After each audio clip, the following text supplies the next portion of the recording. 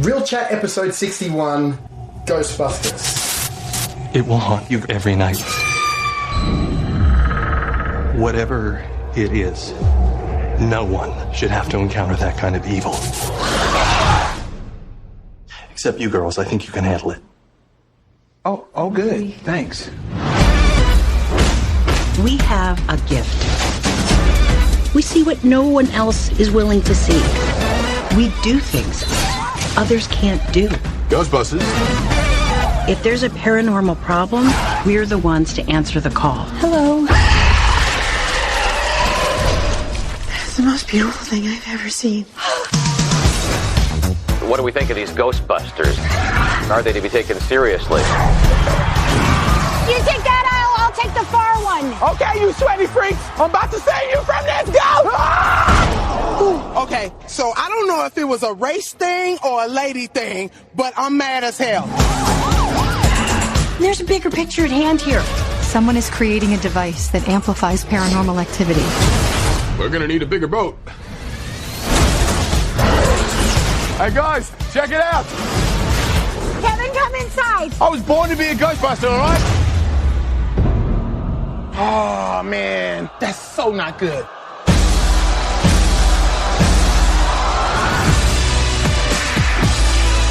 Something big is going to happen. The word we're looking for is apocalypse. You want a piece of this? Yeah. The government's trying to claim the event isn't supernatural. We don't want a panic. We don't want mass hysteria. Get out of the city. Get out of the city. I will kick the unliving crap out of you, and you, especially you. Hey, don't move. You got a, No, I'm tired. No, listen. I'm just gonna go ahead and take off. How about that? I don't really think that's a good idea. No, going to take off. Don't piss off the ghost. Really?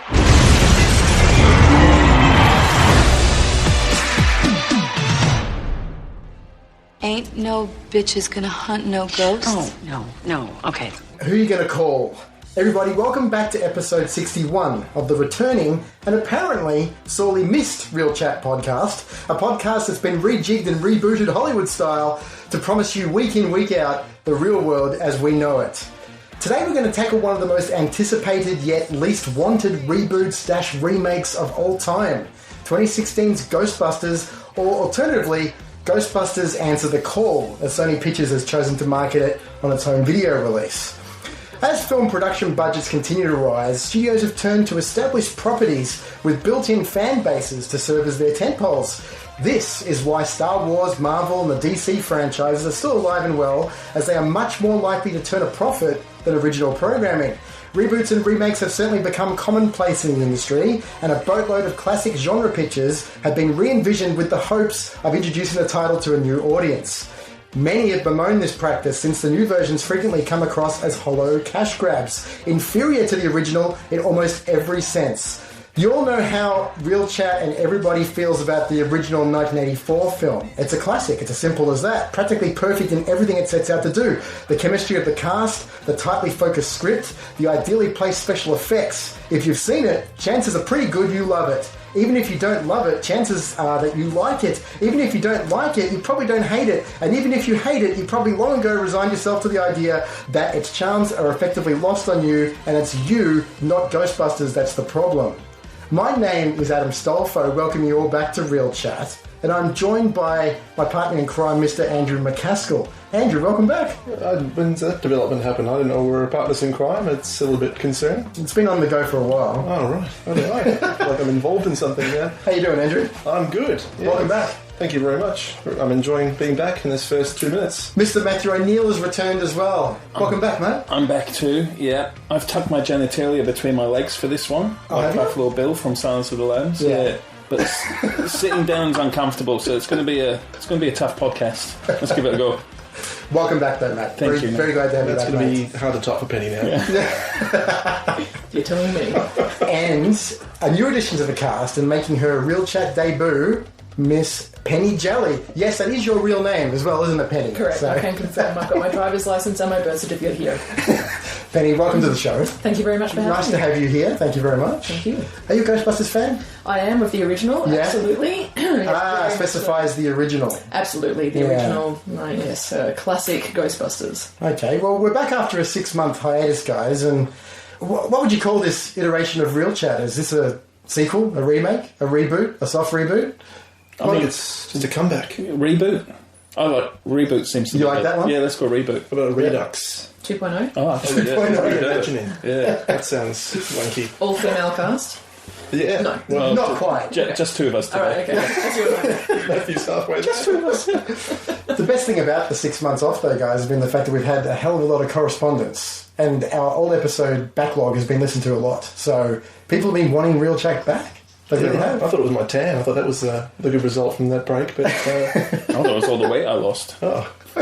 No one noticed either of them. No. This isn't a video podcast, Matt. Yeah, I haven't shaved since, so... Yeah, we can tell. Yeah. In regards to this episode, there's actually 3 episodes of Real Chat that some listeners might want to listen to if they haven't listened to previously. There was a very first episode, Andrew, the original Ghostbusters, and then episode 2, Ghostbusters 2.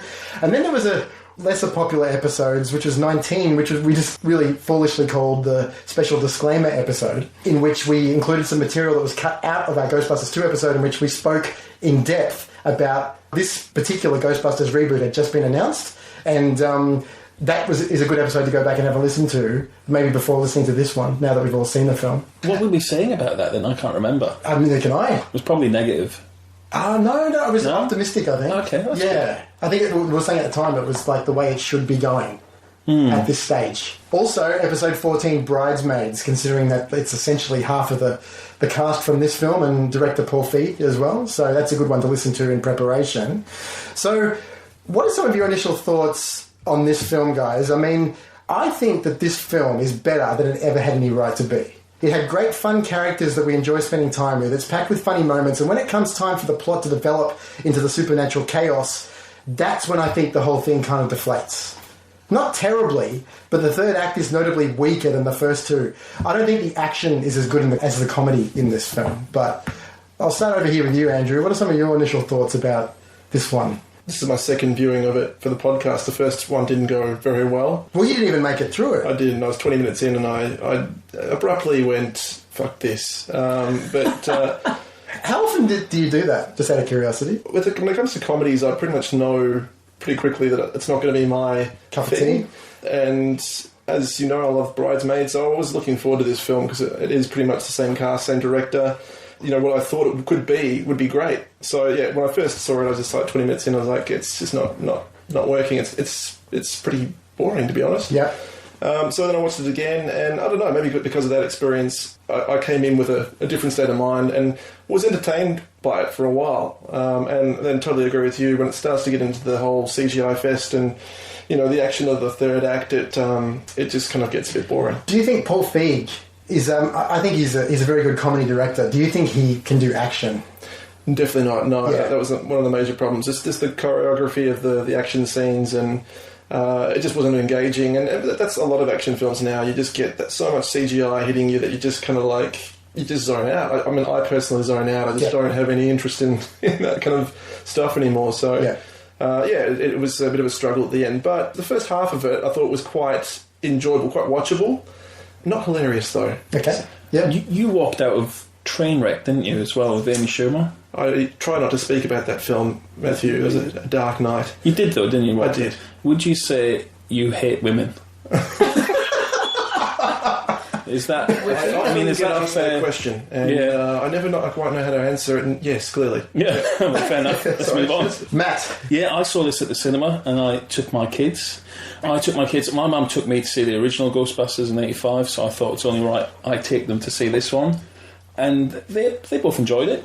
They don't talk about it much. Like, I remember as a kid loving Ghostbusters and playing Ghostbusters at school, and and buying the toy figures and dressing up as them, whereas my kids, like, they enjoyed the film and they were a little bit freaked out by it, just as much as I would have been when I was their age watching the original Ghostbusters, and they haven't really made a murmur since then about it. Like, they're not really that fussed by it, and I'm not sure what there is, because I really thought my daughter would grasp onto the the heroes in this, just as much as she has with Rey. In fact, even my son loves Rey. You know what I mean? Like, there's not that he dress up as her or anything, but Rey from The Force Awakens. That would be fine. Yeah, of course. Yeah. Sorry, Rey from Star Wars. Should mention that, which is another great female hero character, and this is great, especially as a father of a little girl who.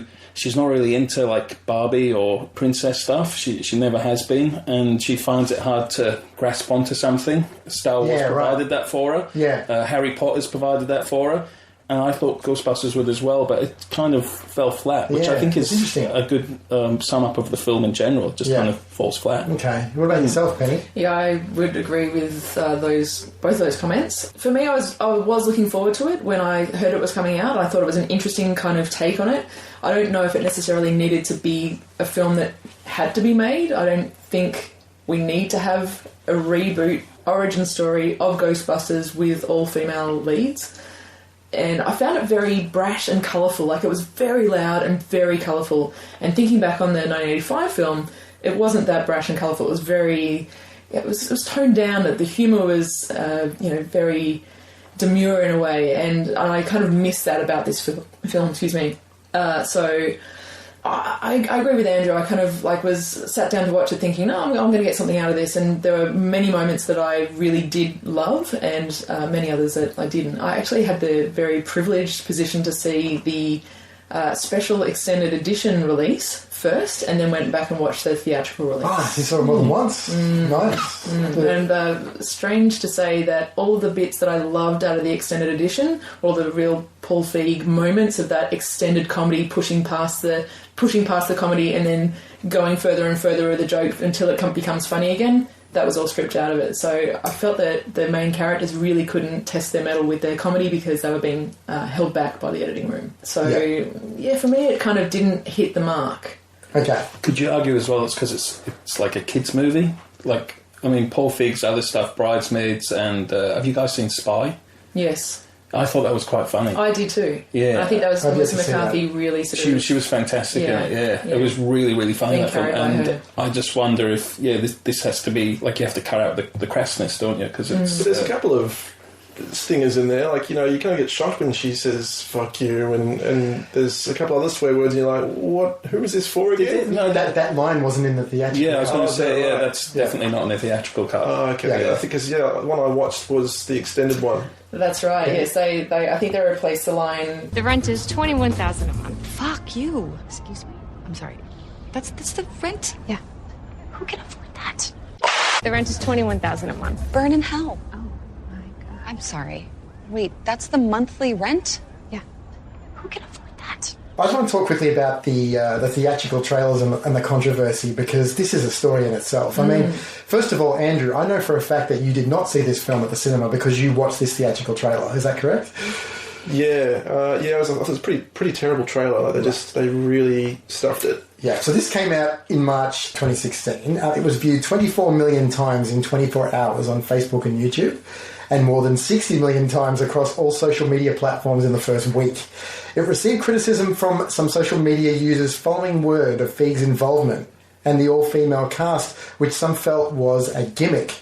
On its first day of release, the first trailer for the film collected 12,000 likes and 13,800 dislikes from YouTube viewers, which, according to David Garner of Adweek, made it one of the most polarising in recent memory. By May 2016, the trailer had become the most disliked film trailer on YouTube and the 9th most disliked YouTube video, with 280,000 likes to over 1 million dislikes. Yeah, the hatred was pretty full on. Like, it's pretty... I don't know, I mean, it's that whole angry bunch of people on the internet thing, isn't it? So it's kind of anything, any topic can really cause that much kind of hatred and people and angst. So, but yeah, obviously the big story was that everyone thought it was about the women. The issue was that women were doing it. We're in the film, not men as Ghostbusters. And I mean, I didn't really follow it because I just tune out of that shit. It's just a waste of time. At the end of the day, it's just a poor trailer. I think so too. Everyone was so disappointed. Their dreams were shattered by that trailer that it just caused anger, and that they just started to kind of, I don't know, channel it into, oh, they're women, it's women's fault. Matt, did you see this trailer? Yeah, I did, and just, most trailers these days are They're not great. They don't really signify what the film's going to turn out like in the end anymore. Like, trailers really have departed from what they used to be, where they basically just showed you... Like, I mean, the original trailers were just like a scene from a film, weren't they? Yeah. And then it just kind of progressed to... They were quite long in the 80s, the trailers, and it was just basically showing little clips from the films, and now it's become a real art form. Yeah. But you just don't feel like you ever end up seeing the film that you're seeing in the trailer. Yeah. But I don't know. For me, the hatred purely seemed to be because it was a female cast. Yeah. And whether that was a gimmick or not, I mean, you could argue perhaps they could have just been a bit more subtle. Again, like, I mean, I think Force Awakens did it really well. Yeah. How they introduced female lead in that film. That was just a lot more clever how they did that. But... yeah, I'm interested to see what Penny thinks about it. Well, I think that, touching on The Force Awakens again, I mean, Rey is she's been written as an original character as part of that world, whereas Ghostbusters is a reboot of male characters in their origin story, and this is their origin story. So the fact that they are women, like, I really enjoyed. I think the performances are all top-notch. I think they were very funny. I think that they didn't have that comedy long lead that they could have had. But when I watched the trailer, I had heard all of the backlash against it, watched it, and kind of agreed with it. I was just like, I don't think that they're going to be able to do this story justice. So when it was coming out of the movies, I was like, oh, I'll see it or not. Like, I really just was ambivalent about seeing it. And then when it disappeared, I thought, well, that's it. So I'm really glad I've had the opportunity to look at it in such great detail for this podcast. Yeah, but there was controversy, like across the board. And do you remember after the release of the film as well? Do you remember cast member Leslie Jones became the target of racist and sexist abuse on Twitter as well? A number of users, including Feig, showed support for Jones and criticised Twitter's handling of the situation. Feig tweeted, "Fuck the haters, and haters attack me all you want, but when you attack and insult my cast, you've crossed the line. Grow up and leave my cast alone." I mean, good on him for standing up for this rubbish, but the thing is, like, people would have had those opinions about certain characters in any film back in the day. Like the original Ghostbusters, someone probably would have hated Bill Murray and ranted about him in a way after seeing the movie, but we just wouldn't hear about it. That's the beauty of it. Yeah. Now you just hear every cretin's kind of thoughts on a film and on a person, and like, why should we care? Like, they're just idiots. So yeah, idiots with a voice now, whereas previously they didn't have that access. Yeah, it's one of the. I love the internet. I'm a big follower of it. I don't know if you've heard of it, but I haven't heard of all of it. I got on it before everyone else. I was tinkering around and I found it. I've grown to really enjoy it. But that's one of the negatives of it. What's the address for it again? HTTP. Okay. GeoCities. I can't wait to see the fallout for the inclusion of Penny on the cast. I think the real chat listeners. I'm tweeting about it right now. It's gonna go up. I mean, she's black as well. This is what they don't understand. It is gonna go. And Asian. She's black, Asian. It's true. And pushing barriers. She really does. Yeah. This is. And the podcast as well. Yeah. This is going to go nuts on Twitter. I'm kind of frightened to go on there. That's why I was brought on, for a bit of contentious. Push the boundaries. Me too. This was the point. I told you about why I'm uncomfortable. This was the point with the Real Chat reboot, Matt, was to create some more controversy and get a little bit more buzz going. You didn't have to black up, Adam. Yeah. Now, the third film sort of remained on the writing table for several years, during which Ghostbusters the video game came out, which was developed by Terminal Reality and released in 2009. Aykroyd and Harold Ramis, co-writers of the original films, used the game to explore the Ghostbusters history. All four original actors, including Murray, actually voiced the characters, along with other actors from the original films. Aykroyd considered the game to be essentially the third film. And the game sold over 1 million units, prompting Columbia to move forward on the Ghostbusters franchise. Ramis stated as well that the new film would feature the original Ghostbusters but introduce new characters. Then, while a new script was being developed, Columbia sort of wanted to target a younger audience, and then that's when Ivan Reitman came in, and he was under extreme pressure, to sort of replace himself with like a younger director at the time as well. So it just never ever got started. Like, they wanted to do it for years, but it just never ever got along the line. Bill Murray's sort of resistance to commit to the project sort of resulted in the decision to sort of reboot it instead. So this was about 2012, and then at this stage in which Ivan Reitman sort of suggested the option to sort of remake the original film, and then it wasn't until Harold Ramis passed away as when things actually started getting going. Which is when he died in early 2014.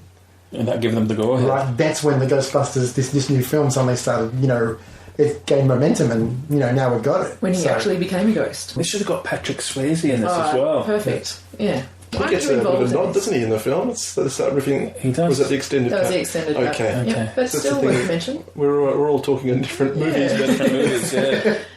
And then, of course, Paul Feig was chosen, and then he formally announced the film and his involvement in October 2014, along with co-writer Katie Dippold, and confirmed his intention to have the film star hilarious women. Do they exist? Sorry. I know you like a lot of the cast members in this film, Andrew. I do. No, I do. Yeah. And like Chris. And me, hopefully. One of my favourites. I'm quite funny. You've got to edit this so we have the hateful Andrew McCaskill woman version, and then the normal cut. That'll be great. Yeah. But I know that you're a fan of some of the actresses in this. Yeah, film. I mean, obviously Bridesmaids is the reference. That is to me one of the funniest comedies in a long time. And he gave it 5 stars here on Real Chat, Andrew. I remember that day. That day well. So and there's the great thing about it is Melissa McCarthy, I think, is quite different to her usual shtick in this film. That's what I really enjoyed. Was she was a bit more straight. She was. Character. Yeah, definitely. So let's just get into a few of the specs just quickly. So it came out on the 15th of July 2016 in the US, and the day before the 14th of July here in Australia, which seems to happen quite a bit now, doesn't it? I mean, they're coming out the same time worldwide. Yeah, so they have to, don't they? Yeah, they do. It was shot primarily in Boston, Massachusetts in the US. Do you think that shows, or do you think that they got the New York thing pretty good here in this film? Yeah, I would never have known that. Yeah. So you think that what they did is they did a good job to sell it, that it was in New York? They don't really sell the city in this one, do they? New York's a lot more apparent in the other two films, I think. There's no Statue of Liberty in this film, for example. Well, this is what I'm saying, yeah. Well, the second one was LA, wasn't it? It was shot in LA, and that was kind of lost a lot of that kind of... So was the first one. Well, half of it. Was it really? It was half and half. I thought it was... Yeah. Because the first one really felt like New York to me. Yeah, because they covered it enough, and then, when they were using, the sets and everything and other locations in Los Angeles, you just wouldn't know. Yeah. They just did such a good job of disguising that. Yeah, from what I saw, I just assumed it was in New York, so they fooled me. I'd say because of the colours in this film, it feels like it's in a different world anyway, like a cartoon world. It's not really... That's right, it's very cartoon, isn't it? Yeah, it really is. The costumes and the hairstyles, it's all really kind of exaggerated. Neon, the colours of the ghosts is, It's almost like they've gone with the animated series. Completely. That's the real take, isn't it? Kids film. Now, the budget was an estimated $144 million, which was a lot more than both the previous two films combined, obviously. But here's the key thing. It grossed approximately $229 million worldwide. Now, that might sound like a lot of money. It's not. Not with a $144 million budget with a 2016 blockbuster film. So much so that this film is nearly classified a flop. Right? So with a production budget of $144 million, as well as a large amount spent on marketing, because people always forget about the marketing, the studio stated the film would need to gross at least $300 million to break even. Before the release, director Paul Feig stated, a movie like this has to get to the like of $500 million worldwide, and that's probably low. The Hollywood Reporter estimated the film's financial losses would be over $70 million. So those people who really like this film and are looking forward to like a Ghostbusters 2 of this iteration, don't think it's going to happen. It didn't make enough money. Yeah, right. Yeah. And as of August 2016, sources such as Forbes and the Wall Street Journal have begun calling Ghostbusters a box office flop. So it's kind of a shame because those Twitter-based bullies kind of have won, haven't they? I mean, I know it's not a great film, but it's not terrible. It's just as good as Ghostbusters 2. It is not a good film. The word of mouth. Look, I guess there's something in it. Like I was saying with, my kids just have no interest in it. My son was at this birthday party a week ago. He was the only boy there, all girls, and it was a dress-up party. Every single girl came dressed up as Ray. Again, there's just no interest, and whether that's because it's a bad film, maybe that's it, or like I said, Paul Feig just doesn't seem to be able to make a kids film. Which the SNL kind of vibe of it, that's completely it's very adult. Yeah, it's the whole kind of way that they kind of talk to each other, the banter. It just would go over kids' heads, I reckon. Yeah, you see, my kids still love the original Ghostbusters when I've showed it to them. There's just something in that film. I remember you saying that on the episode. That looks like something that you enjoyed. It's a hard thing to pinpoint. Yeah, because the blend of horror and comedy in that film is what makes that so good. Whereas this is...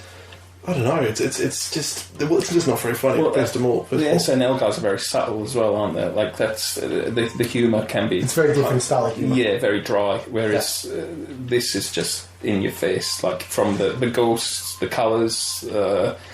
And I guess they're both characters. Like, everything. The original are SNL guys, and these guys are SNL guys. So it's kind of. That's a good point. Yeah, I'm talking about the SNL when it was good then. The old school guys. Sorry, guys. I when it didn't have women in it. That's what I'm talking about. I gotcha. Yeah, I knew you would. But it was also denied screenings in China, which happens to quite a few films as part of big franchises like this as well, with sources reporting that the China Film Group Corporation believed it was not really that attractive to Chinese audiences. Most of the Chinese audience didn't even see the first and second movies, so they didn't really think there was much of a market. Now, I know for a fact that a film that we looked at on the podcast previously, Andrew, Terminator Genesis, right, was saved from being a flop by China. As in, like, it was going to be a flop like this film. Well, they really focus on that now, don't they? They really kind of cater a lot of the film's content towards an Asian market because they are the majority of people seeing films, actually paying money to see films now. A billion people can't be wrong, Michael. No? Okay. Lost Boys? Yeah, don't worry about it. Wrong film. Crossover. We spoke about the director of this film, Paul Feig, quite a bit on the Bridesmaids episode, so go back and have a listen to that if you want our opinions on Feig. But just quickly, guys, opinions on his work in this film. Yeah, the moments that really work are the kind of what you expect from him, as Penny was saying, just the improvisational aspects where there's just a bit of free-flowing kind of, just the talents of the cast. Just he lets them go. There's that kind of humour, bridesmaid humour there with the takeaway guy, the random people that kind of come in and out of the film every now and again. But yeah, it doesn't really feel like his kind of film. Like, to be honest, I haven't really seen another one of his films that I've really enjoyed apart from Bridesmaids. And I couldn't really say that he's got a distinctive style or anything like that. So for me, it was a bit of a struggle. I think I don't think he really nailed it. Penny, thoughts on Feig? I loved Bridesmaids so much, and therefore was looking very much forward to seeing this film. Yeah. And I think because of that, it sort of fell even more flat than what I would have expected if I'd just gone on to see a film about Ghostbusters in 2016 with all women. And do you think Paul Feig is a main reason for that? Yeah, agreed. I think he's a great comedy director and really nails that long leash for that comedy to happen. But once again, I think that's in the extended edition rather than just the theatrical release, because watching the theatrical release, Kristen Wiig was just pulled right back, and Melissa McCarthy was pulled right back, and Kate McKinnon was pulled right back. So I think that maybe his version would have been better as the extended release as the theatrical release, which would have made it a lot funnier and therefore more of a Paul Feig film.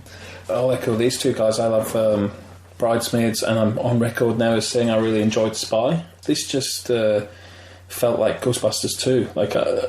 I think the disappointment for me is more that rather than going back to that world of Ghostbusters 1, they stuck with they took Ghostbusters 2 and just pushed it further. And Ghostbusters 2 was disappointing because of the whole pushing it towards the toys, selling toys and the cartoon and the influence of the cartoon. Yeah, and this just had that all over it and was disappointing because of that, but still it was entertaining. And Feig in this, I mean, it's just not that exciting a film. We've seen it twice before already in Ghostbusters 1 and 2, so you're just kind of cruising, and it feels like he is as well, I guess. The film was written by Katie Dippold and Paul Feig. Now, Katie Dippold is a screenwriter, an actress, and a comedian. She was a writer on the NBC series Parks and Recreation and wrote The Heat, starring Sandra Bullock and Melissa McCarthy. The Heat won the 2014 American Comedy Award for Best Screenplay and Favourite Comedy of the Year at the People's Choice Awards. Katie Dippold's also in the film very briefly as well, if you knew that guy. She plays the rental agent. So yeah, any thoughts on the script? Weak. Yeah. I think weak. I think I'd like to see... Particularly that last act. I'd like to see the ad-lib stuff, which you guys were talking about. It's on the disc. Yeah, it's on the home video, yeah. There's a lot of it too. The original Ghostbusters had that, didn't it? Yeah. They used a lot of that, and these guys are talented comedians. It's a shame. It's a shame we didn't get to see that. But yeah, I guess like we were saying, with Feig, most of his stuff does have a crass element to it, and that just won't translate to kids buying toys. Yeah, I'd agree. I think that it's too much of a mix-up of comedy and action / horror, and The overall of them saving New York City doesn't really interest me at all. I was more interested in their interpersonal relationship, so I'd actually probably just much rather sit in a room with them and have a conversation than watch them try and save New York. And there's one particular scene that with Kevin, the secretary, where they're interviewing him, and this scene goes on for so long, and there's a joke that they're really pushing in there about my cat. And I think it has no place in this film. Would it be okay if I bring my cat to work sometimes? He has major anxiety problems. You know what? I would love to let your cat live here with you, but I have a pretty severe cat allergy. Oh, I don't have a cat. It's a dog. His name's my cat. Your dog's name is my cat? And Mike Hat. Your dog's name is Mike, last name Hat. Well, his full name is Michael Hat. And it goes even longer in these cutscenes again. So yeah, can't wait. The cinematographer, Andrew, I think we've looked at one of these gentlemen's films before. Robert Yeoman, very, very colourful, very bright film. Yeah, well, I didn't realise as I was watching it who was shooting it, but I was quite because I love his work, and I was shocked to see it was him. So it was pretty garish, I got to say. Like it was almost like being in some kind of like fun park ride or something like that. It was just everything was just so slapping in the face for its attention. A lot of modern films look like this, though. Yeah, definitely, especially the big budget, big summer movies. Yeah. So, I kind of reacted against it because I'm so used to that kind of palette of the original one, which is just very realistic. So it was just, it's a bit too much, very cartoony for me. I mean, I admired it from a technical level, I just don't know how they achieved just so many lights with so many gels on them, it's just, just a little nightmare. But he's a great DOP. He's worked with Wes Anderson on all of his films, so he's a master. Mm-hmm. I mean, he did Drugstore Cowboy as well, so his work is variable, very different genres. But he's probably asked to make it big, make it loud. So yeah, absolutely, it certainly is that. So let's talk about the cast. Kristen Wiig up first plays Erin Gilbert, a physicist who co-founds the Ghostbusters after she loses tenure at Columbia University. I don't know about you guys, but I'm a huge fan of Kristen Wiig. I reckon she's she's quite a gem to the film industry right now. And I think that, just like you said before, Penny, I do think that the cut of the film does shortchange her a little bit. And when you do see a lot of this material which is cut out, you do see her at her best as well. Yeah, very playful. That's what I loved about all of those extended bits. It was very playful. Yeah, I like her as well, but in this, I guess her best bits are when she's with Melissa McCarthy, like that. Those two have amazing chemistry. Yeah, they do, and that's probably the best part of the film. Like as far as all the actors in this, when they're together and they're having their little, and they're really close friends. As well. So and you see them in the behind the scenes footage. I mean, they're constantly just having fun on set, and I think that chemistry between them just comes through in everything they do together. If we just got a proper Paul Feig kind of Bridesmaids Ghostbusters, that could have been quite awesome. That could have been hilarious, but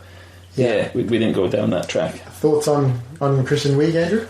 Yeah, well, she got the biggest flack out of all of them. I think she got the most criticism as in terms of just not being her usual, strong self in the film. But I thought she was great. No, she's great. I thought she was great. I mean, again, it's the material that she's got. But, just the stuff where she just kind of is left to go like in the extended cut is when she gets fired. Oh, Dr. Gibbons. Found mold in my office. I gotta move. Don't tell anyone. I don't want people to panic or anything. Kids, hello. I didn't get fired, even though I have the old plant in the box.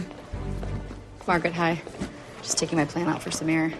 Just like to carry it in this box with all my other personal stuff. Phil, hi. Phil. If you turn around, you'll see me. I'm right behind you.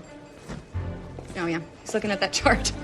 I couldn't figure that out either. Call me when you figure that out. I haven't been able to. Samantha, hi. How are you? Oh, 16. 17. Sometimes I like to put all my stuff from my office in a box and just do some exercises and just use it as weights. She nails the social awkwardness so well. Yeah. And just the little subtleties. Her boyfriend's staring at the chart and she's trying to talk to him. Very good. Her boyfriend doesn't exist in the theatrical cut? That's right. Yeah, right. So Melissa McCarthy plays Abby Yates, a paranormal researcher who founds the Ghostbusters with Gilbert and Holtzman.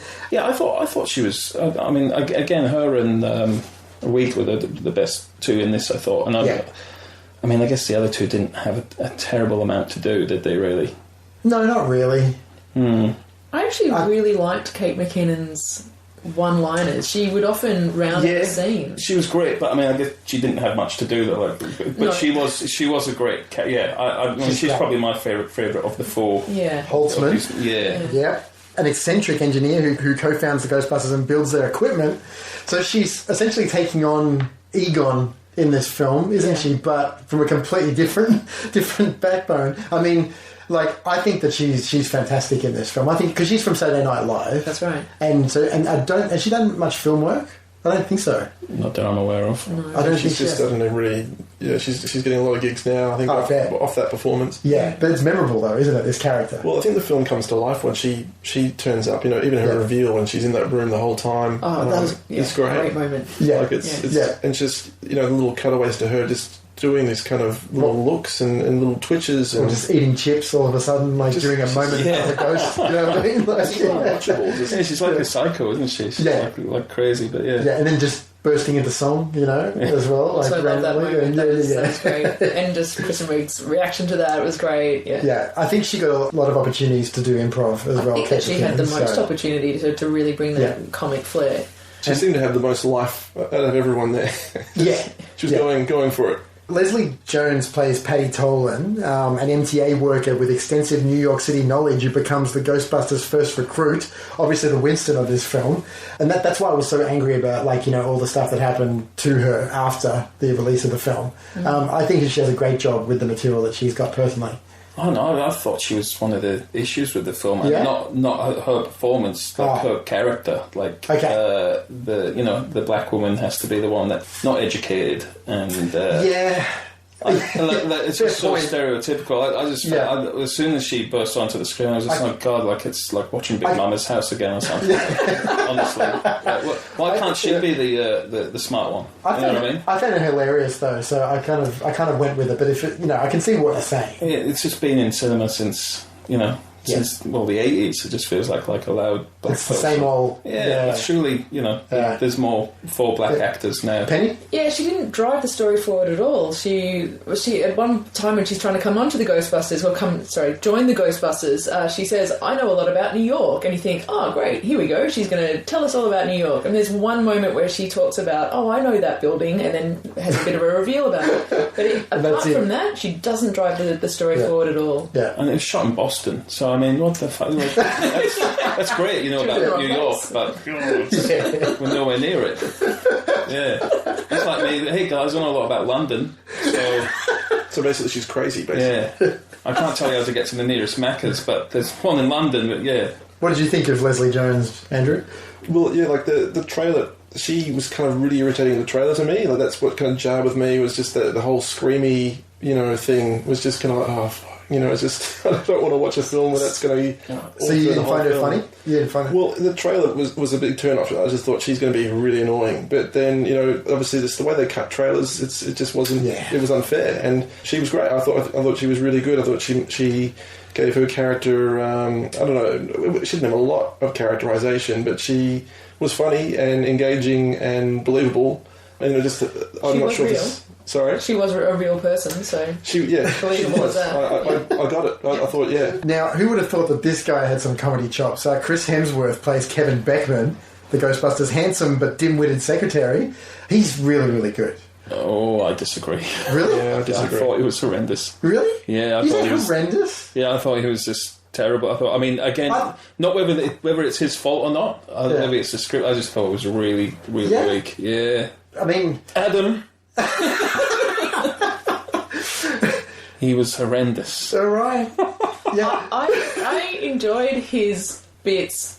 Oh, that must be the extended edition. That was the extended edition. I enjoyed the parts that he was in. I thought that the parts that he was in was funny, but once again, he was in the story for a reason, but it could have been played by anybody, and I thought that he was too stupid. I just thought, a guy wearing frames without glasses in it was just like, this is like a comedy review kind of funny sort of humour. It's just, it didn't really have a place in it. He's not a real person, so therefore I didn't believe him. Yeah. I quite liked the play between Kristen Wiig and him. I thought that was great, but apart from that, I was just a bit like, oh my god. Except for the sandwich being thrown back to him, I thought that was quite good as well. Yeah, that was a good moment. Yeah. No, fair point. I guess I've never seen him in anything like this. So to see him put in a performance like that was really unexpected. But he was quite good in Thor, comically in Thor. He was quite entertaining. I really enjoyed him in that. He kind of just did that very dry comedy very well. Okay. And I was kind of hoping that would be the case with this. So you think this is just very forced? Oh, it's just bad writing. It was just the go-to moment for comedy, but it was poor. And before I saw the film, everyone was saying how funny he was, and it was just like that's the highlight to people's. Well, yeah, it feels like they've said, right, well, all the Ghostbusters are girls, so we're going to have the. He's going to have to be a guy. Whereas the secretary and or receptionist in the original Ghostbusters still had a fair bit of sass. Like, she wasn't just like some dumb woman, but it was almost like they're saying, oh, well, it's a guy, so he's going to have to be stupid, and because the Ghostbusters are girls, so the guy's going to have to be dumb, and it just felt like quick, come up with some funny, stupid stuff, like I would say. Well, I think that's literally what happened. I remember reading an interview with Hemsworth. And he was saying that literally he'd get pages, on the start of the day, and just like that's what they'd go with. So it was obviously a very loose character that they just threw in. Felt very throwaway. Yeah. And Neil Casey plays Rowan North, an embittered mad scientist who unleashes ghosts on New York City. Too cartoony again. Okay. This is what was it called? The real Ghostbusters, wasn't it? The cartoon. Yeah. Like the antagonist. It was probably the biggest misfire in the film. It's just that there was no strong villain. Yeah, and it was just this. There was no Joser. Pudgy nerd. It didn't really make sense. So it was just kind of. I think that they really screwed that up, and it would have been a lot more interesting if there was something at stake. Yeah, the actual he's the big villain of the film, and he's planned to bring all the ghosts up and stuff. You never felt threatened by him. He just looked like just an angry nerd. And, God knows I've had enough of them with this production. So that's it. Are there any members of the supporting cast that you guys want to bring up? Just quickly, I'm going to bring up Charles Dance, who turns up at the beginning. He's in a few more scenes that were cut out of the film as well, Andrew. But he's of Game of Thrones fame in more recent times. Yeah, he's pretty esteemed actor. Yeah. for that kind of role. But maybe he's a Ghostbusters fan. I don't know. He was alright. He didn't have much to do. But anyone else? On Charles Dance? No. There was a guy called Bill Murray. I think he... I was just going to get to that. Should we go into the Ghostbuster guys? Yeah. The originals. All the cameos of the originals, because they practically got all of them just about, didn't they? One of them. Yes. Yeah, he was busy. Bill Murray, firstly, plays Martin Heiss, a paranormal debunker. This was strange. Yeah, this was terrible. He was wasted in the film as well. Not literally, but... I don't think he was drunk, but he was wasted. What a wasted opportunity to have Bill Murray in your film and just not utilise him. Yeah, this is one of the weaker ones out of all, because I'm going to go through the characters just quickly. This one... He's playing like the Peck role, which he was obviously opposite in the original Ghostbusters. He's sort of playing that role now. How's that for my timing? I come... You've caught a ghost. I can't see it. Look, I know it probably sounds like we're making this up. Yeah. It sounds crazy, and we probably don't really look like legitimate scientists. No, you only lack the proper equipment, like a garbage truck to hang on to the back of. I'd rather him have a cameo like Dan Aykroyd and Winston. Pop-on cameo. Just pop-on. Like, even if it was him in the background on TV doing his original... his psychic show that he had in number 2 or something like that. If you just saw him for a minute doing something like that, I would have just been happy with that. And there are enough TV spots to actually feature that kind of humor as well. Just to tie it all in, I think it would do. Even if you just had one character from the original and that was it, that was always I think maybe a lot of people would have been a lot happier. He looked great though. The hat and the suit. It was quite fetching. Yeah. I mean, to be honest, I didn't hate his appearance in the film. I don't know, I just love Bill Murray so much. Just watching him do anything is just whatever great. it is. Yeah, it's just it was just a bit of a shame that he was in a negative sense in the film. I'm with Matt though. I just think that he needed to be here he is, and then he's gone type of role, because he gets a lot of lines. You know, so even if he played the character from Caddyshack, they just drop him in all of a sudden. That would have been amazing. Just no reason. Dan Aykroyd plays a cab driver. Where you going? Chinatown. Nah, that's like one more block south than I want to go. Sir, those are actual actual ghosts flying around. And a Class 5 floating vapors. Nothing to worry about. No, it's important. Don't you see what's happening? Look, I don't go to Chinatown. I don't drive wackos. And I ain't afraid of no ghosts. I actually didn't mind him in that. I thought that was quite a cute little role. I mean, what is that, an hour's work? Most? Exactly. Yeah. It's probably his best performance since Blues Brothers, to be fair. No? Ernie Hudson as Bill Jenkins, Patty's uncle. Where is it? What are you talking about? I told you what happened. Where's the car? It's on the other side. In Jersey? No, in the portal. You know what? We should probably let them just work this out. Excuse me. I got 4 funerals this weekend. I can't do them with just one hearse. Maybe you could do 2 at a time. We're not stacking them like flapjacks. This was my favourite of the cameos. I'd agree. And also because he at the end, such a fuss. It's also at the very end as well. Like, it was just really good to see Ernie Hudson just at the very end. You know what I mean? And he keeps out such a fuss. Yeah, didn't he, beforehand? Yeah. He was the one who was, like, whinging about not... like how stupid it is to have women do the role. Like, they should just give it to the original, because he doesn't do anything else except go around conventions. Being a Ghostbuster. I still think it's kind of like they just almost just went, here you go, Ernie. You got like 15 seconds before the end credit roll happens. Yeah, but it's good though. Like, this works for me. This one. Yeah. You guys? Oh, he wasn't out of place, but I thought that was an odd character to end it on, seeing as he was the least impressive of the original Ghostbusters. Okay. Oh, that's harsh. No, that's true. We spoke about that a lot in the Ghostbusters episode. I say it as I see it. So. Yeah, no, you're right. It's true. Sigourney Weaver as Rebecca Gorin, Holtzman's mentor, in the end credits. I forgot to introduce, this is my mentor, Dr. Rebecca Gorin. This is reckless, Julian. All someone has to do is sneeze too hard and everyone in this building is going to disintegrate. It's completely unstable. We need this safety light? Safety lights are for dudes. Safety lights are for dudes. Love it. You like this one? Yeah, of course. It's Sigourney Weaver. I will... being amazing. Yeah, actually, this is probably the best one. Yeah, her comedy is great. And I would have liked to see more of her in that role. It's a good role for her. There was one more cameo that was probably the best. Slimer. He was quite evil, wasn't he?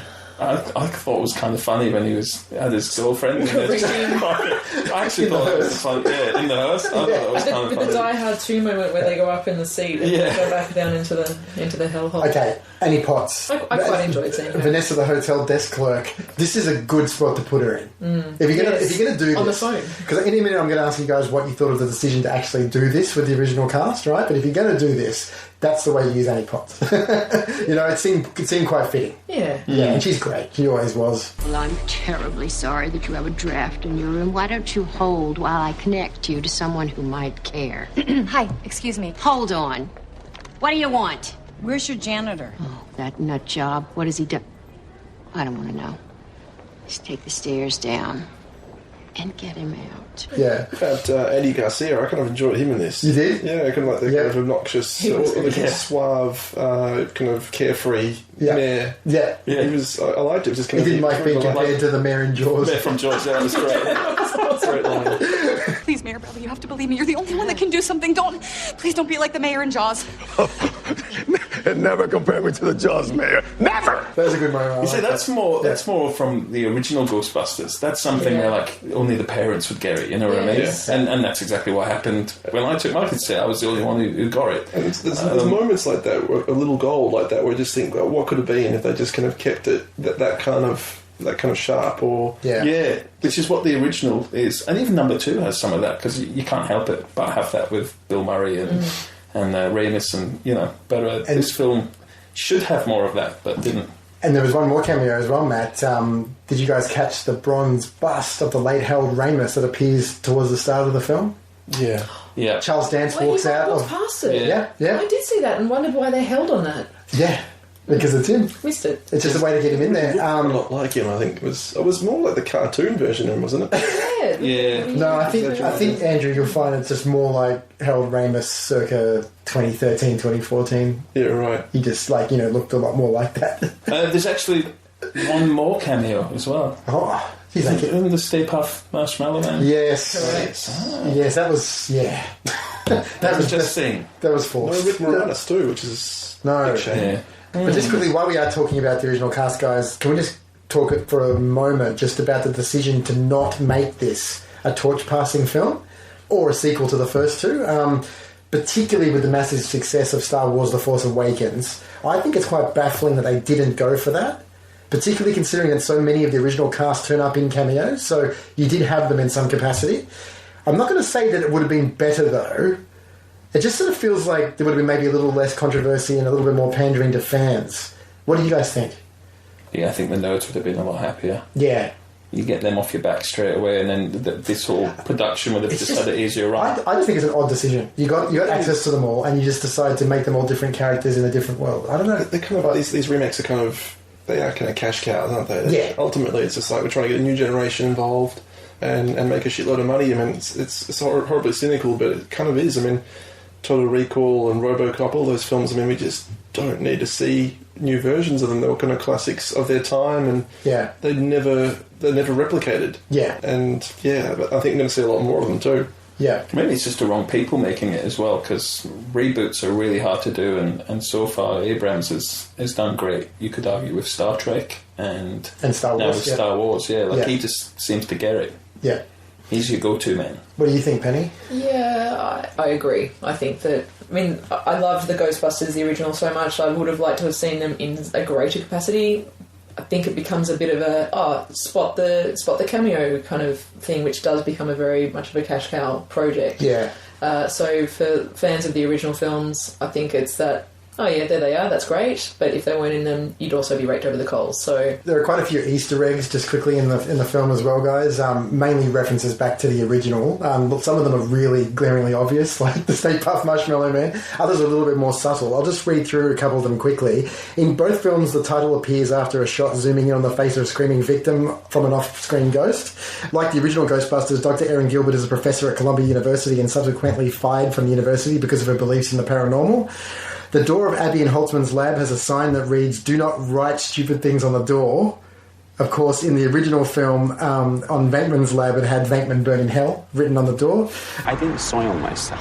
He did. He called me sobbing, saying, "Oh my God, my pants are toast." This line of dialogue, spoken in a conversation between Ed Begley Jr. and Zach Woods' characters while recounting the ghostly encounter, is a reference to Bill Murray's famous declaration, "This chick is toast," as well. The new Ghostbusters try to take up residence in the same building the original Ghostbusters called home, which was Hook and Ladder 8 in Tribeca, New York, which I think the way they used the firehouse in this film was pretty good. I like the way that, you're shown it, and then you're inside it, and then suddenly you're in a Chinese restaurant. You know? Yeah. I thought there was a good way to feature rather than just go in there and just have them work from there. You know, there's a little bit like the stripper pole line as well. You know. Yeah. It's a good spin on that whole thing. In the subways beneath New York, the Erin, Abby, Holtzman, and Patty encounter the ghost with an electrocuted convict. Was this a reference to the Scoleri brothers in Ghostbusters 2? It didn't feel like it. Yeah, that was bad again. Yeah, it wasn't great. It wasn't a great moment in the movie. During a test of the new equipment prototype in the alley behind their headquarters, Feig's Ghostbusters quietly shuffle away from the potentially deadly new gadget, which is sort of a nod to a similar scene when Egon and Pete flip on Ray's proton pack and then move to the side of the elevator. And cover their genitals. Yeah. It's such a great... It's so funny in the original. The new Ecto-1 hearse sort of drives past the New York Public Library. Do you guys see that shot in one of the driving things? You know, the library from the start of the original film?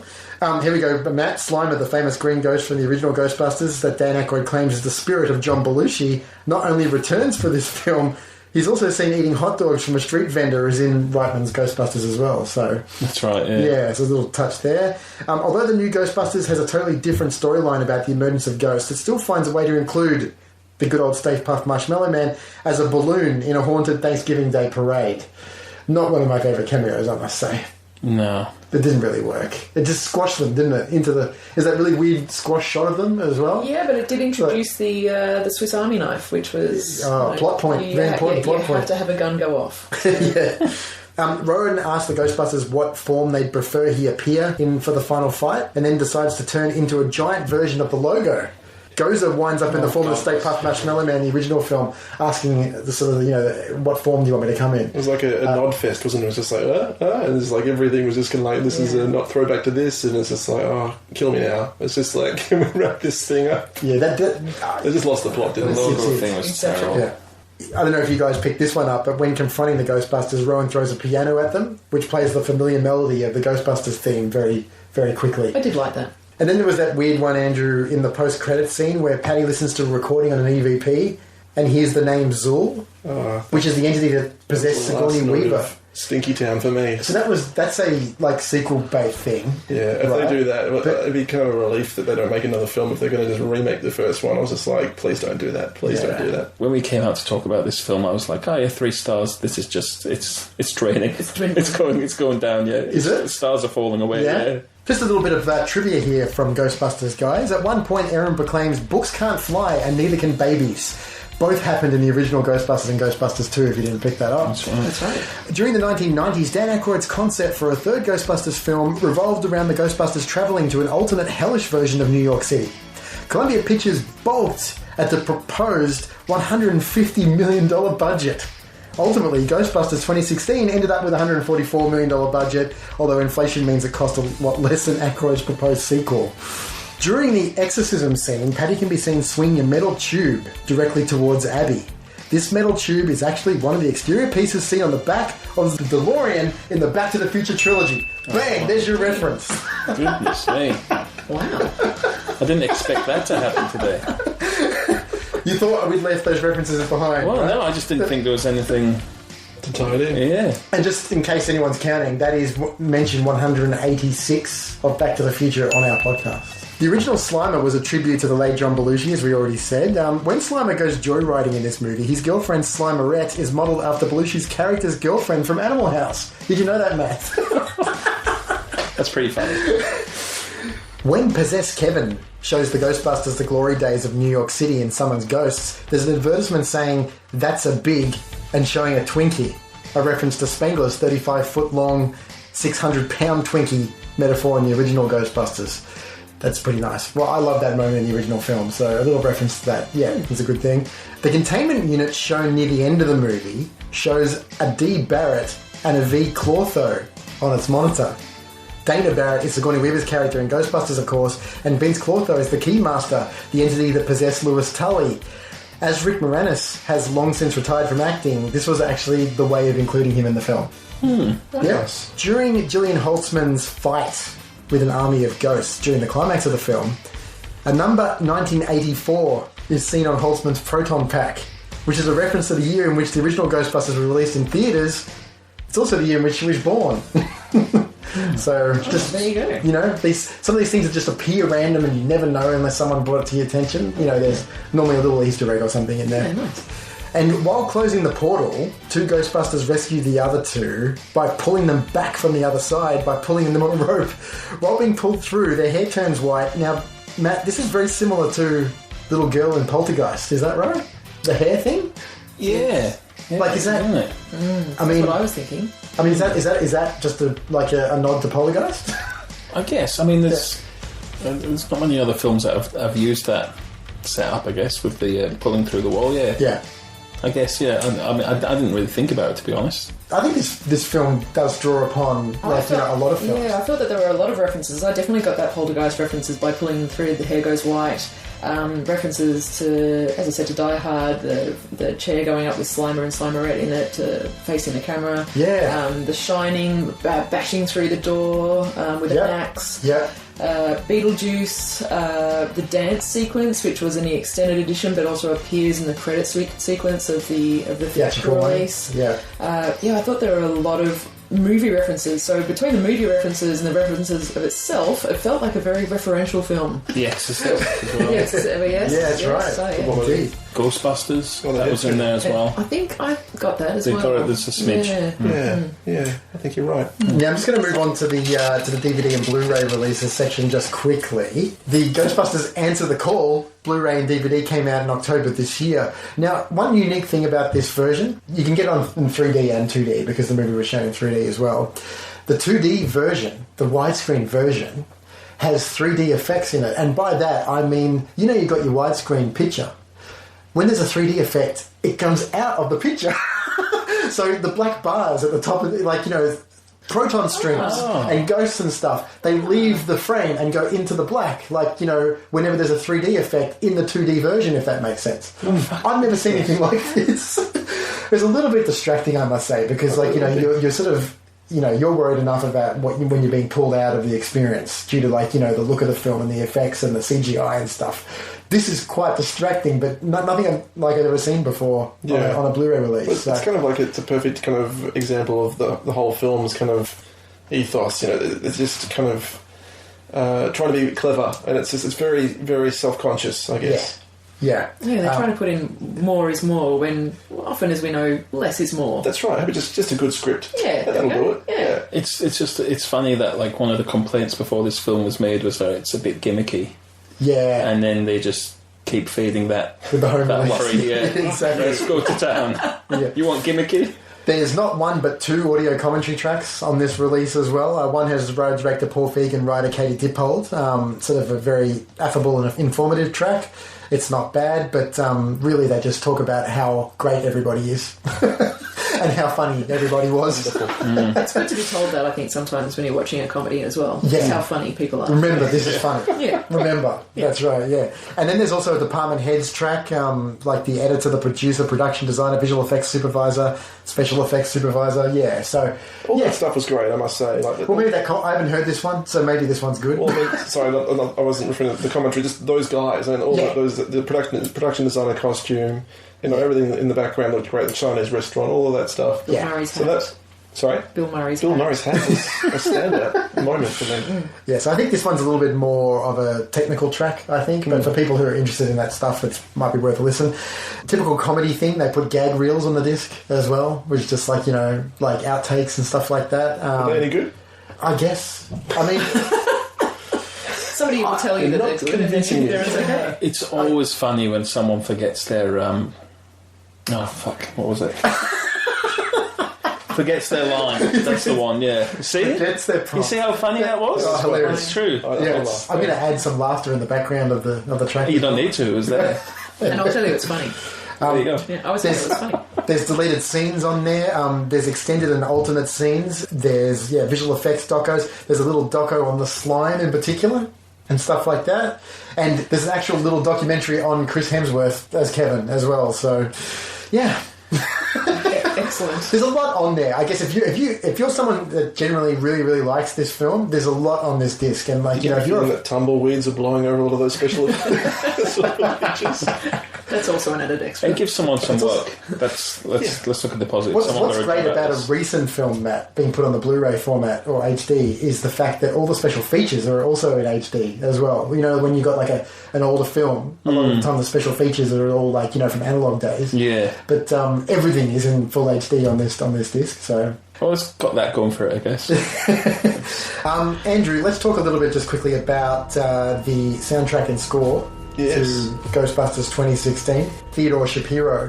His score. This is the first film that we've looked at of his. Yes. What do you think of the score in Ghostbusters? Look, I don't think it's particularly memorable. I mean, it's one of those classic things where it shouldn't be. It's not supposed to be memorable in the film. It's supposed to serve its purpose, and I think he does a very good job of that. It nails all the emotional moments. It's over the top. I mean, the choir gets louder and louder as the film progresses and the action sequences take hold.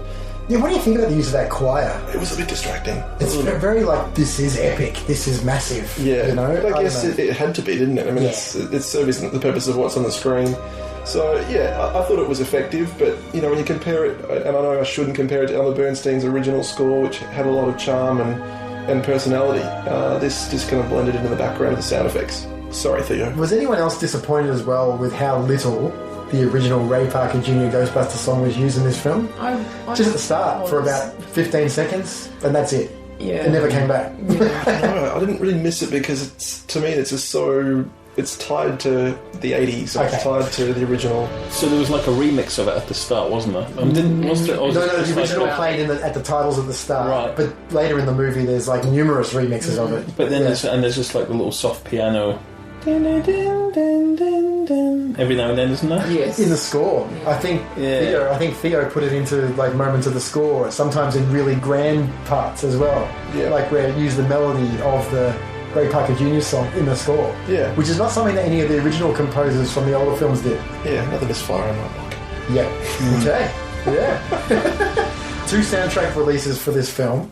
1 14-track song compilation album, which actually had 3 singles. This album did alright. It actually reached number 21 on our own ARIA charts here in Australia. And did you have much of a listen to this, Andrew, or...? A little bit. I thought, I covered it pretty well when watching the film. I didn't need to kind of delve into it too deeply listening to it alone, but a lot of versions of the Ghostbusters theme on that soundtrack. I know. Which you certainly get your fill if you missed it in the film. And a 21-track score release of Theodore Shapiro's it's score. great that they do that. It's great that they separate, because in the past they never used to do that. It was always mixed in and annoying, so... Yeah, if you're a fan of the score and the song separately, you can get both. I actually saw the score on vinyl as well. Oh, wow. It's great. It's a good time for soundtrack nerds everywhere, I think. But, it is. There's a lot of...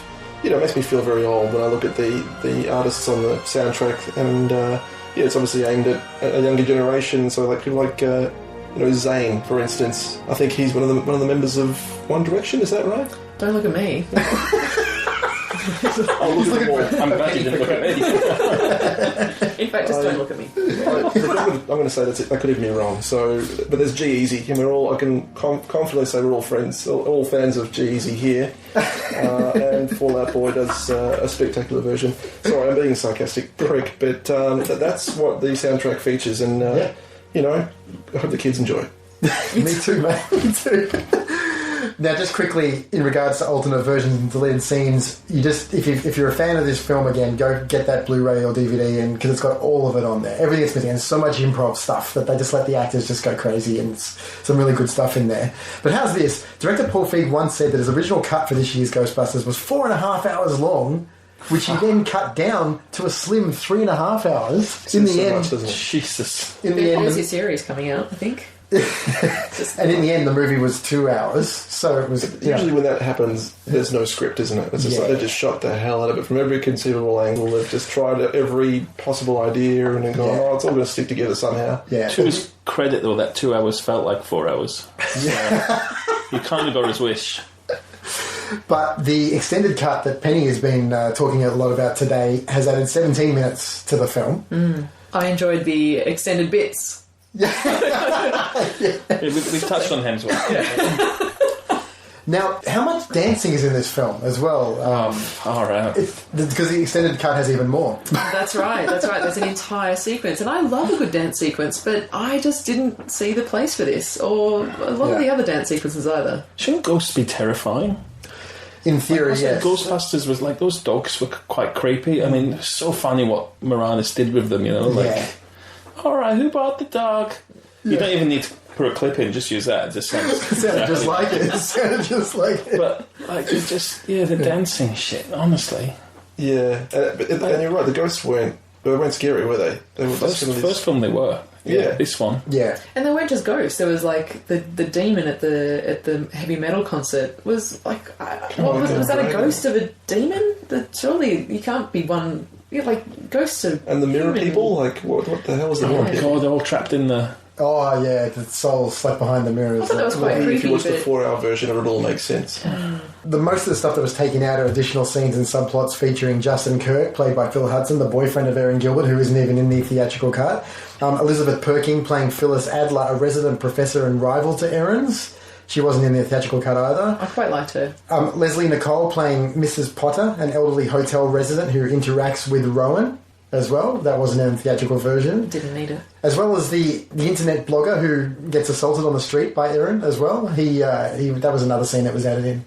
Yeah, there was that whole storyline about her being the ghost girl, and it was just a bit over the top. Well, that makes more sense in the extended version, doesn't it? Yes. Like it actually makes sense, but I think it's quite confusing in the theatrical version because it doesn't really fill in the gaps. Yeah, it's just this kind of weird thing where she disappears from the rest of the group. And that's it. It's a bit odd. Yeah.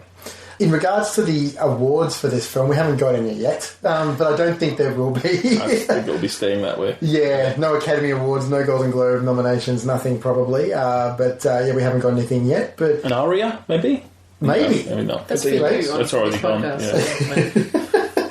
Here we go, Matt. The Rotten Tomatoes website certifies Ghostbusters fresh with a score of 72%, 218 positive, and only 83 negative. That's not bad. That's not as bad as I thought it would be. Right? But the IMDb score is 5.4 out of 10.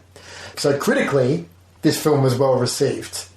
Overall, though, from the fans and from your general film-going audience, very average. Generally, like the angry lunatics of the internet go on IMDb, don't they? And they score it negative. Yeah. So, something like Shawshank Redemption, which was like 9.1, that says something. Because that's got past all the idiots. But, all the angry people will vote it down. So, I don't think IMDb is a very good, kind of gauge on the quality of film. Actually, they got it right this time, though. Yeah. Now, just quickly on a possible sequel, on August 10th, 2016, The Hollywood Reporter expressed doubts of a sequel due to the tepid box office performance. And box office analyst Jeff Box said, I just can't fathom the creative talents behind it, Feig, McCarthy, Wig, etc., slogging out another one when the reception to the first one was so mediocre. And really, they're sort of saying it just didn't make enough money. Not enough people want this, obviously, so... Is the box office analyst called Box? Bok. Oh. Close. So, I'm assuming that none of you guys want a second one, because Ivan Reitman and Columbia Pictures have said, and Sony Pictures have said that they want to do more with the Ghostbusters franchise. But I don't know if this film is going to be, a step ladder for that. I just want a good Ghostbusters. We had that. Yeah, a long time ago. I don't ago. think there's much more they can do with it. I mean, there probably is, but it's just... when I was watching, I was thinking, it's often the way with the first one that they're so kind of worried about it and it's so precious, and the second one they loosen up a bit. So from that perspective, it could actually be all right. But yeah, I don't think it's going to happen, as you say. So we'll just put it down to a notch in the belt. Agreed. It just needs a good script, and if it's got a good script and it can go for gold, it's got good performances with a good script and a tighter action sequence at the end, I think that it'll be fine. But I don't think that there's a need for it either. I think there's more films out there waiting to be made that could be made. Yeah. So something we haven't done on Real Chat for a while, Andrew, is the franchise cutoff point. So now we've looked at all three of the Ghostbusters films. So I'll start over here with you. Where should people start and where should they finish? I think it's pretty obvious. I mean, the first one, you could watch that alone and then it'd be done with it. I think the consensus probably agrees with you. Even the second one is it's a bit of filler, but the first one is so unique, so fresh, and it's just an utter joy to watch every time. Yeah. This film I won't see again. It's just... Yeah, okay. Matt? Yeah, I'd have to agree with Andrew on that. I mean, I guess everyone's going to just watch number one. But I don't know. I guess you could, between 2 and 3, there's not much. I guess the only difference now is Bill Murray and Dan Aykroyd, the characters in number 2 don't drift too far away from that first film. And that's quite a strong point, whereas I don't think we're seeing the best of these girls in this film. Yeah. So, yeah, I think number 2, Ghostbusters 2, is more of a poor script, whereas the performances and stuff are still great. But this one, I don't think it's that great a script, and like we've said, these girls are in a lot better films, and you'll be better watching them than giving this much. So, yeah, don't want to bother with 3, I guess, after that. Yeah. Penny? Yeah, agree again. I think the first original Ghostbusters, amazing film. The second one was a little bit cringeworthy, but it had the characters in it that he loved. And the third one, I think, is an experience. I'm definitely glad that I had the experience of watching an all-female Ghostbusters, and I would recommend seeing it if you want to know the difference between the films. But other than that, yeah, there's Ghostbusters is the original and the best. And I'm going to, echo all of you. Ghostbusters is just a classic, and it's actually one of my favourite films of all time. So, I wouldn't hesitate recommending that to anybody. But I like all 3 of these films in some capacity. The first film is probably closer to a 4.5 from 5-star film for me. Yet Ghostbusters 2 and this one is in that good range of just 3 stars. So I'd actually recommend, I was saying this to Matt before we recorded today, I'd actually recommend people watch all 3 of them, because number 2 and this one, they're fine. And they give you enough of what makes up Ghostbusters that it's worth seeing. But the first one is the one that you just have to see if you're even remotely interested in movies. You know what I mean? So, yeah. So I actually recommend watching all 3 of them, but really you only need the first one. Yeah. So let's wrap this up with Real Chat's traditional 5-star review system per guest. Andrew, you're back. It's not going to be a great shock that it's going to be a low score, I think, for listeners. But for all the reasons we've said, it just didn't really hit the mark. And wasn't particularly funny or memorable, so I'd give it a 2 out of 5 for me. Yep. Matt? Yeah, before I came here, I was going to give it 3 stars. I kind of still want to give it 3 because, you know, I think of my daughter and I'm glad there's... Oh, fuck you, all right? No, he's crying right now. Yeah, it's just because I'm sat on my... Think of the children. Sat on my genitalia still. I want there to be more films like this for her, but it just, you know, the more we've talked about it, the more... You know what? I'm going to cut to the chase. 2.5 stars. There we go. Okay. Yeah. Is that cool? Yeah. Good. But are you recommending it, Matt? No. Okay. Unless you've got a daughter who is in need of something more than Barbie and stuff like that. Yeah. Something to aspire to, maybe. Yep. All right. Thanks, Matt. Yeah, cool. Penny? I'm going to give this film 3 stars based on the performances of mainly Melissa McCarthy, Kristen Wiig, and the introduction to me of Kate McKinnon. I thought that she was actually a very interesting part of this film, and I think that the interplay between those girls was great. But overall, the film didn't do it for me. I think, recommend to see it as a bit of a, oh, this is interesting, just like eating a chocolate spider would be interesting. You kind of have, you know what one thing is, you know what the other thing is, put them both together. Does it need to happen? Maybe not, but it's an experience. That's good. That's my That's something I really I've never actually eaten a chocolate spider. I actually want one right now. That'd be great for, like, Spider-Man when we do that. There we go. Use that analogy again. Absolutely. So 3 stars and recommended? Yes, I would recommend it. Just as an interesting thing as an experience. Yeah, for sure. Okay. If you're colourblind, though, probably a bit boring. Yeah. I'll do the final word here just quickly. Paul Feig's remake of the iconic Ghostbusters might just be the most controversial film of all time. I personally quite enjoyed it. The performances are solid and the chemistry between the cast works great together. The characters are likeable, and the banter is funny and clever for the most part. Kristen Wiig, Kate McKinnon, Leslie Jones in particular, I really like them. The plot, though, is kind of average, particularly in that third act. You know, it really just falls off the rails. I like it a lot more than I thought I would. It's really no masterpiece, and I can honestly see why people didn't warm to it in the slightest. But to me, it's enjoyable enough. It's got a great cast, mostly solid jokes, and pretty decent special effects, although it's very, very colourful, as Andrew's pointed out numerous times. It's probably one of the better examples of a reboot remake of a beloved classic. In some way, when you think about it, and you think about the list of them. It does an impressive job of standing on its own as a freewheeling supernatural comedy, even if it can't help but pale in comparison with the original classic. So, like you, Penny, I'm also giving it 3 stars for being enjoyable and recommending it too. But yeah, it's just very middle of the road. So, just quickly as well, guys, from our very short 10-episode season 3 before our 6-month layoff, just the films that were added to Real Chat's Hall of Fame from that time, meaning that everybody gave it a recommend, is Batman Begins, The Dark Knight Rises, Ferris Bueller's Day Off, Evil Dead 2, and Scream are all going into the Hall of Fame. There you go. So that's it, guys. So thanks very much for returning with me for this episode, and let's hope many more. We're just doing these 2 episodes before the end of 2016. See what people think of it, Matt. But we're back. We're back. Yeah, it's exciting. Yeah, I hope it was better than Ghostbusters 3. Yeah. Probably should have chosen a good film to start. Next up, guys, we're going to be looking at the independent film Moon, which is a fabulous film, so I'm looking forward to looking at that one. Thanks very much, guys, for joining us for this Real Chat return. Thanks, Andrew. Pleasure. Thanks, Matt. Yeah, thanks, Penny. Thank you very much for having me. Thank you. Bye. Real Chat is a round-the-board discussion show with one goal in mind, the entertainment and enjoyment of movies. If you feel inclined, please join in on the conversation. Stay in touch with us at realchat.com.au.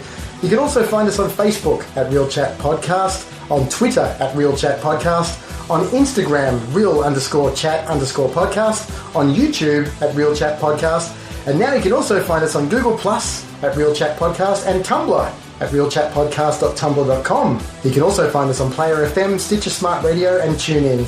And of course, you can find all our latest episodes, as well as our extensive catalogue of archived episodes, when subscribed to the podcast on iTunes. And while there, please give us a review, as this helps immensely with a podcast's stature and significance. The more ratings and comments we receive, the more the podcast pops up on iTunes feeds alongside other popular podcasts. And last but not least, Please share our podcast and social media updates with your movie buff friends and family. Thanks very much, everyone.